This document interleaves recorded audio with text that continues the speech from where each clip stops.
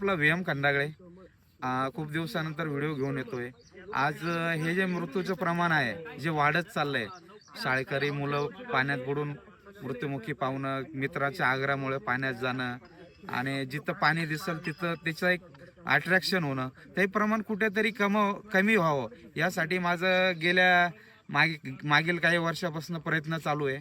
आणि हे प्रमाण कुठेतरी कमी व्हावं यासाठी एक छोटासा प्रयत्न आहे. हे माझे शिकवलेले स्टुडंट आहे. आता यांना मी तर स्विमिंग शिकवली आहे स्विमिंग टँकमध्ये, पण ह्या अशा अननोन प्लेसमध्ये ते आल्यानंतर त्यांना कुठल्या गोष्टीचा धोका होऊ शकतो. तर हे त्या मुलांना आपण सांगण्यासाठी इकडे आणलेलं आहे. ॲक्च्युली हा मेसेज फक्त एवढाच आहे मुलांना सांगण्यासाठी की अशा ठिकाणी कुठे काय प्रॉब्लेम येतात. तुम्ही हे बघा, हे पूर्ण खराब पाणी असतं. अशा पाण्यामध्ये तुम्ही दिसत नाही, याच्यामध्ये धूळ असते, गढूळ पाणी असतं. तर या ठिकाणी तुम्ही जाऊ नये आणि इथं काय काय धोके होऊ शकतात हे तुम्हाला मी थोडक्यात सांगण्याचा प्रयत्न करतो. जायचं ना. तर मला हे सर्व आपल्या पूर्ण 50-60 विद्यार्थी सर्वांना बोलून हे सांगायचं. बरोबर आहे. तुम्ही आता माझ्याकडे विदाउट फिल्टर करता शिकलेले काय, आपण आता पुढचे प्रकार अंडर वॉटर वगैरे शिकणार, काहींना विदाउट येतं थोडंफार. हे तुम्हाला मी फक्त असं अचानक पाण्याजवळ तुम्ही उभे आहात, तुम्ही पडणार नाही, ठीक आहे, किंवा पडले अचानक, स्वतःचा जीव वाचवण्यासाठी तिथून इथपर्यंत येण्यासाठी तुम्हाला स्विमिंग शिकवली. ठीक आहे, लक्षात घ्या. आता तुम्हाला येतं म्हणजे दिसलं पाणी की मार उडी, असं करू नका, तुमच्या जीवाला धोका होऊ शकतो. ठीक आहे. आता इथं दररोज आपण बघतोय मुलं मृत्युमुखी पावतात, बुडून मरतात, वाचले ना ऐकले नाही ना.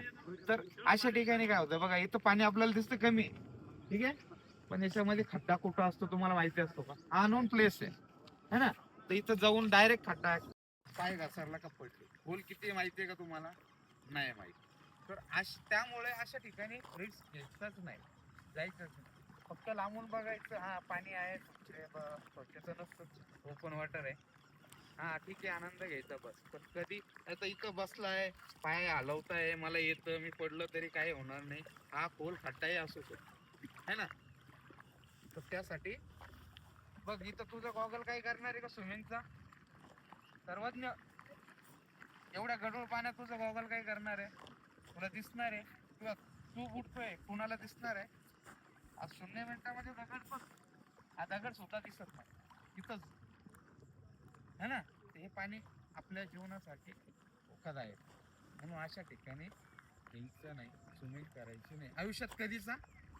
आता म्हणून आताच नाही, माझे शब्द लक्षात ठेवा, मरेपर्यंत अशा ठिकाणी जायचं नाही. खूप इच्छा झाली तर 100-200 रुपये जायचं वॉटर पार्क किंवा स्विमिंग पूलवर, तिथं जायचं, घंटाभर एन्जॉय करायचं. ठीक आहे. आता मम्मी घरी नाही, पप्पा घरी नाही, मित्र बोलला चाल, त्याला येत होतं, मला शिकवलं सरांनी, मी माझ्या बॅचमध्ये 1 नंबर यायचो आणि मी कुठेही करू शकतो, त्या गोष्टी डोक्यात आणायच्या. ठीक आहे. तुम्ही पडले तिथून इथपर्यंत परत येण्यापुरतं स्विमिंग तुम्हाला मी शिकतो, परत परत तेच सांगतो. कोणी बुडतंय वाचवायलाही जायचं नाही, कारण बुडणारा व्यक्ती तुम्हाला असं पकडून घेतो, गळा पूर्ण आवळून टाकतो. इकडे बघा, हे पूर्ण बुडतोय, असं वाचवा वाचवा वाचवा. ठीक आहे. आता मी याला वाचवायला गेलो, हा मला काय करणार, पूर्ण असं पकडणार, पाय पण असे टाकणार. मी काय करू शकतो, तुम्ही काय करू शकता का? एवढं घट्ट पकडल्यानंतर याने काय होतं, तो वाचवायला गेला, त्याला असं पकडतो, कारण मला जगायचं आहे, हा मला वाचवायला आला, माझ्या डोक्यात आहे हा मला वाचवायला आला, बरोबर आहे, पण मला जगायचं आहे, मला याचा जीव महत्वाचा नाही, मला माझा जीव महत्वाचा आहे. पाण्यात गेल्यानंतर व्यक्ती स्वार्थी बनतो, असं पकडल्यानंतर याला काय करता नाही, तुम्ही दोघेही बुडून जाता. त्यामुळे येणारा मुलगा वाचवायला गेला आणि तो पण बुडाला, हे ऐकलेले ना तुम्ही पेपरला, न्यूजला वगैरे. ते अशामुळे एवढं घट्ट आवळून ठेवतात, ते दोघेही खाली, एक तर डीप माहिती नसतं, खोल असतं, आणि दोघेही मरून जातात. त्यासाठी पाण्यामध्ये वाचवायला जायचं नाही, तो मरतो तो मर. ठीक आहे. पाणी हा चान्स देत नाही, हा आगाऊपणा सहन करत नाही.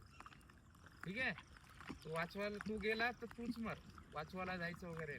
अशा वेळेला काय करायचं, अशा झाडा झोडपाची जवळ असला पळत जायचं, काडी तोडायची, काडी द्यायची, किंवा तुमच्या अंगातले कपडे काढायचे, दोरी वगैरे जर असली, कपडे वगैरे काढायचे, अशी काडी घ्यायची, त्याला लांबून सपोर्ट द्यायचा, आपण स्वतः जायचं नाही.